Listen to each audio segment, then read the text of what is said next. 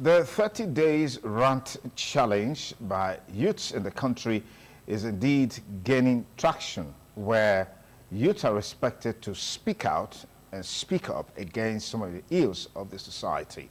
And that was a major fallout from the NYC core member who spoke out recently about the poor state of affairs in the country. The challenge of insecurity is there. The challenge of hunger and the poor state of the economy is there. But in the midst of this, the House of Representatives is proposing for a shift from the current system of legislature to the parliamentary system of government. So let's find out from our panelists, beginning with Barrister Sergis Ogun, on what you think should be the major focus of the House of Representatives and the government of the day in terms of meeting the yearnings and aspirations of Nigerians.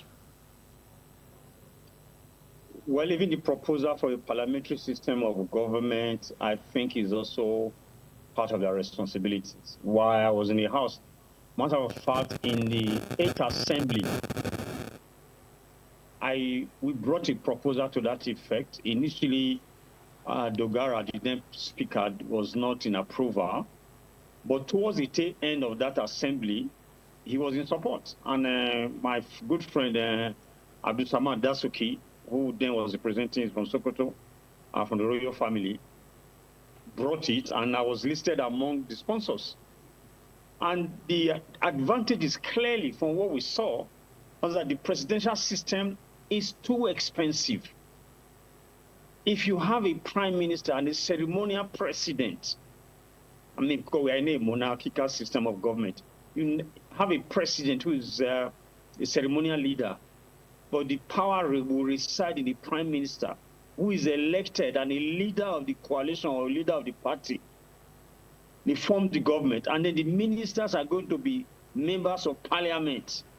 Not now we are having 40-something ministers who will have to be provided accommodation for, cars and all that. So the same parliament will, people that are elected as parliamentarians will be nominated as ministers. That will cut down the cost to a large extent. We proposed all this, and some of the ministries now will be merged. That was the plan, because we have too many ministries. But what I've discovered in this country, people don't think we are losing money by having too many departments and agencies. You know, for every minister you appoint, he will come with numbers of advisors. I've seen somebody's card that said he's an advisor to the minister. So we can't sustain this. I tend to just look at it and say, America, how can we compare ourselves with Americans? The Americans print the dollars, and dollars is the money that's used all over the world. They are not, yeah, they might be owing the world's biggest debtors, but it's their money, it's their currency. They can print any quantity they want to print. What do we have to back our currency? What's our external reserve? So we need to internalize some of these things. So bringing this bill at this time, I think is very important, even though I don't think it's going to pass. Again, because of the, because of the kind of president we have right now, I don't think it's going to pass, but it's good to put it out there. Let's go to debate it. This presidential system of government, where we have 36 state governors, 36 deputy governors, is too expensive. We cannot afford it. And the earlier we look at it holistically and address it, the better for everyone. Okay. Beautiful way to sign up. Let's get you talking to this issue, Chief Daniel Matthew Akwamoha. Is this government really focusing on some of the essentials, you know, beginning with the legislature, that is the House of Representatives? Do you think that they are giving attention to the needs of Nigeria by virtue of some of this proposal that's coming from there? Absolutely not. It's so obvious. There's so many things. Cost of living is going out of the roof. Cost of housing, cost of transportation, cost of just daily existence. They could do something about it. The level of taxation is going up. Business taxation and state tax is going up. Import taxes are going up. Every country in the world depends on importation. Even China, as much as they produce, they import a lot. But still, we're taxing what we cannot even produce here at a higher rate, like cost of spare parts. We don't have a manufacturing spare part company, but the level of taxation on it is so unreasonable, makes things unnecessarily expensive. Going back to what my dear brother said about the parliamentary system, I'm against it. It has its benefit. We're in Britain, that's what we operate on. But we have to look at it in the context of Nigeria. If we have a parliamentary system, even though the president is ceremonial, the prime minister is elected by majority people in the house that is in the party. We may never have a fair elected prime minister again with a one-party dominated system because they will choose the prime minister and they don't have to conduct an election. The election will be set by them. It means if we have a majority APC party or PDP party, that majority party in the House will now decide who is going to be the prime minister. And context to that, an election in Nigeria where we cannot even conduct a proper election, a fair election, a reliable election, then we're going to have a sector of people who just govern forever. Same thing we have in South Africa. It does not reflect the total will of the people. It's true the presidential election is very expensive. It's expensive because we have poor management. We have poor foresight. We have people with low integrity in position of power and in position of management who their very goal is to embezzle and steal. If their goal was to produce, were to be effectively being a benefactor and a steward of the state, of the people, the presidential system is still the very best because it allows every individual from different aspects to change the government when necessary. Additionally, what I would have proposed is to have independent candidates. The government, if the House are looking to propose independent candidates for both the state, local government election, state governorship election, and every other election, including the presidential election, it will break the monopoly of the party. And it will allow competition. And that's what capitalist society is about. It will allow competition. Independent candidates is what we should promote. Going to a parliamentary system, it works in a society that is civilized enough to conduct an election in a proper way and allow even the fairness of that election to take place where the right people, the right candidate, come through. There's somebody was saying about one senator from one state in the South. It does not compete in election. You wait till election time. Election day goes to where the polling booth, buy all the official out, and he wins. And everybody knows. Nobody's saying anything about it. So if we have 10 of that from each state, or 20 of that from each state, it's only 36 states. That party already taken over the parliamentary system. They appoint the prime minister. Okay. It will not work in Nigeria because we don't have the credibility to sustain it. It's a cultural thing. Okay. All right. I'll come back to you. Thank you very much, Chief Matthew. Let me go to Honorable Higarawa. There seems to be some sort of resentment in the country against the present administration, especially from the youths, as it were. We saw the incident of a core member who went on air and started ranting, and then there's an ongoing rant challenge for 30 days where people are vocalizing their feelings, their concerns about the state of affairs in the country. An incident happened in Delta State, Asaba, specifically where some nurses students were, saying that the wife of the president is not their mother. That's what it literally means. I'd like you to look at some of these resentment that we're saying, interface it with this proposal that is coming from the legislature, particularly the House of Representatives. Do they reflect the needs of Nigerians, the feelings of Nigerians, as it were? What do you make of these resentments?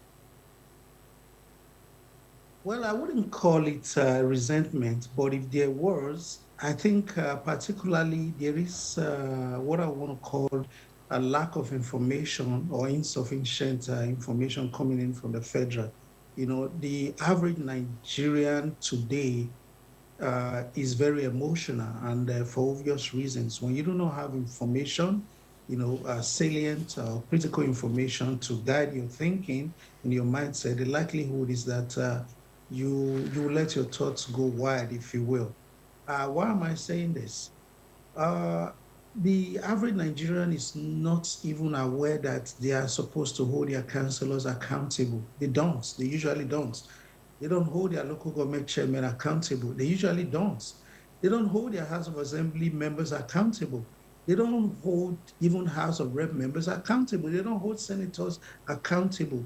They don't even, in some cases, hold governors accountable. Every one of us have our attention directed at the presidency. But the truth of the matter is, in most climes, government is from bottom to top. But Nigerians are somehow hoping that governance can come from top to bottom. It's not going to work like that. Every one of the officials that have been elected have responsibilities to the people. For instance, in Nigeria, since the removal of the subsidy, most allocations to states have almost doubled. But have we seen double the developments from the governors in the states? Are the people seeing like twice the developmental pace that used to exist? In the local government, where a lot of funds are now available, much more than used to be, are the people seeing corresponding developments? Are they even aware that there's been a leap in the resources available at these tiers of government? Most times they are not.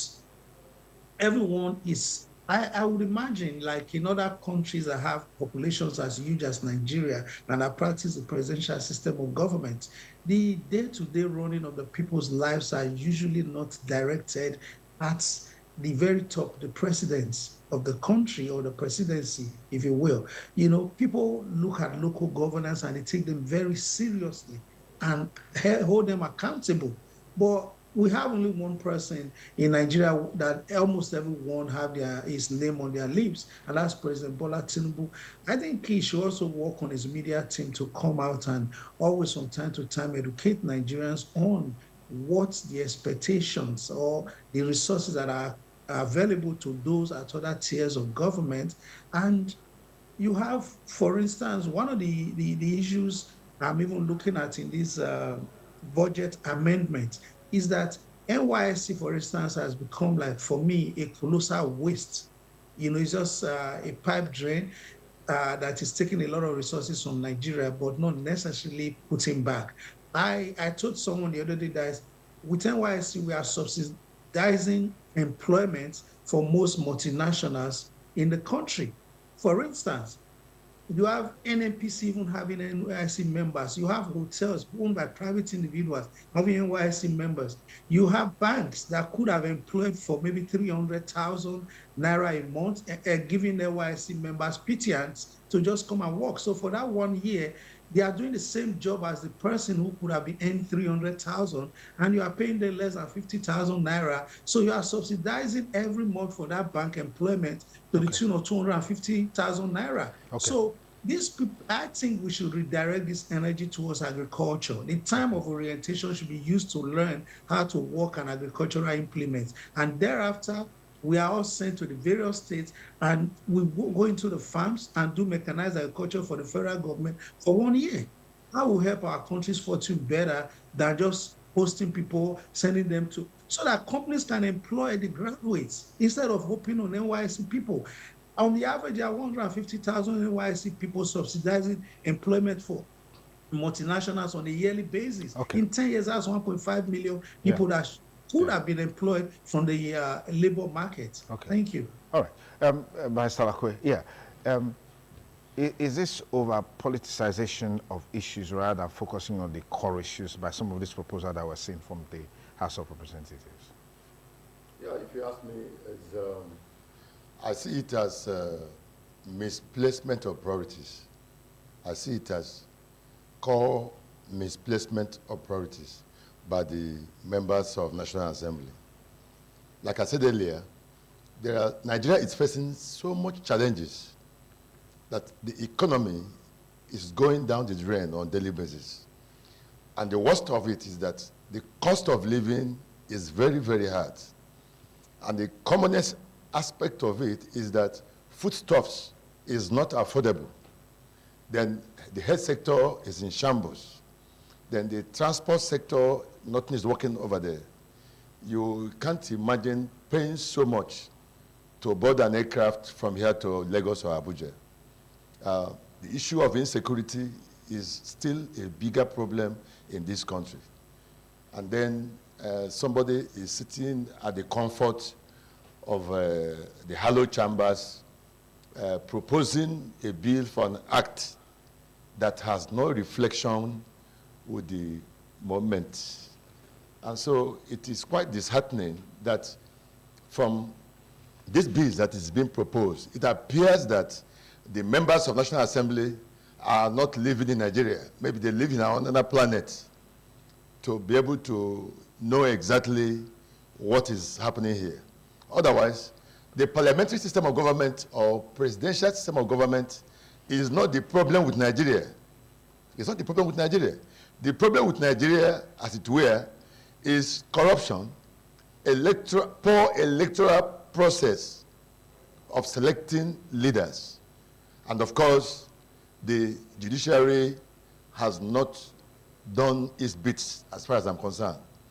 And so when we have strong institutions, a strong judiciary, a strong and an independent electoral body like INEC, a strong and an independent legislature, and of course an executive that knows its limits within a constitutional democracy will help us, and not an executive that have territorial ambition of annexing some states at their whims and caprices without due regard to the Constitution of Nigeria as amended. And so there are disturbing signs here and there. Look at what is happening in Rivers State, wherein the state, was declared a state of emergency without a recourse to the law. And as we are speaking right now, we are told that even the sole administrator is, sacking political appointees by the suspended governor, and of course, dissolving statutory bodies that law defines their period of termination. Okay. And the National Assembly is not worried about all this. Instead, they are making proposals for laws that can add value to the life of an average Nigerian. Okay, let's pause you there. It's State Politics Today on Independent Television and Radio.